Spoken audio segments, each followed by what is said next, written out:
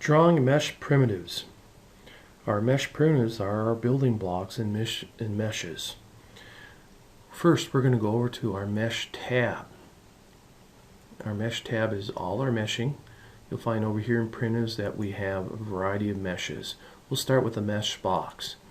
It'll ask us for the first corner, ask us for the other corner, and it'll ask us for the height. It creates a mesh box. Notice when I pick on it, I see my tessellation lines. By default, it's 3 by 3 by 3 is my default tessellation lines in my length, width, and height. Let's go up and make a mesh cone. I pick the center of the base, I pick the radius, I pick the height. I pick on it. Notice I have 3, 3, and 3 basically. So is my primitive tessellation. So they don't have a whole lot of tessellation lines. It's pretty basic when you create the default primitive mesh. Let's go to the mesh cylinder. I pick the base, the cylinder, the height, and again you see there's 3 of them high, and I start to, if I rotate, you can see there's 3 in the radius, so it's usually multiples of 3. Yeah, let's move that back here. All right, let's get that back out of the way there. All right, and now let's go up to take a look at a few others here. We got a mesh pyramid. Pick the center point, pick the base radius, the height. Again, 3, 3, 3 type scenario. Everything's basically 3, 3, 3.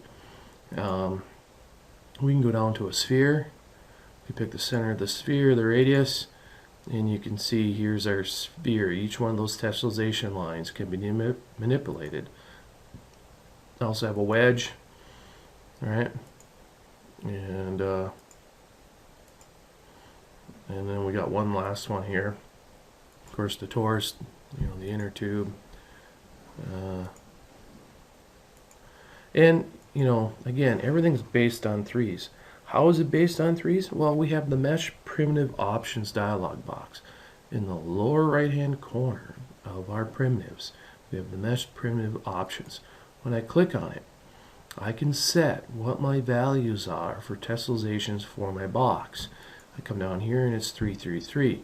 I could set it to something like 5, 5, and 5. And now I have more ability to manipulate this particular box. Now, the issue is that these have to be set before you make the mesh primitive. There's no way of changing it after you make the mesh primitive. So if I change this mesh box and I come over here and I create a new box, for example,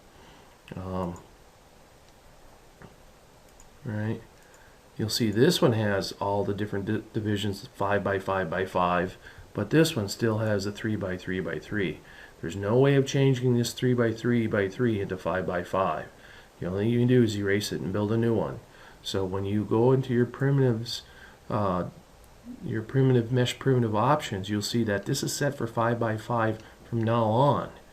And so you have to configure these the way you want them for your particular object. And so I'm going to set mine back to 3, 3, 3 at this point. I was just going to show you that.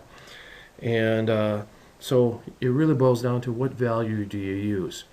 Well, you want to use the least amount of tessellations you need to make the object is the real answer. But you don't want to have too little.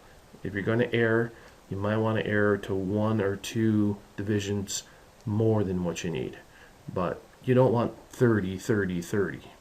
And that's just too crazy. It's going to slow down your computer. It's going to be too hard to work with.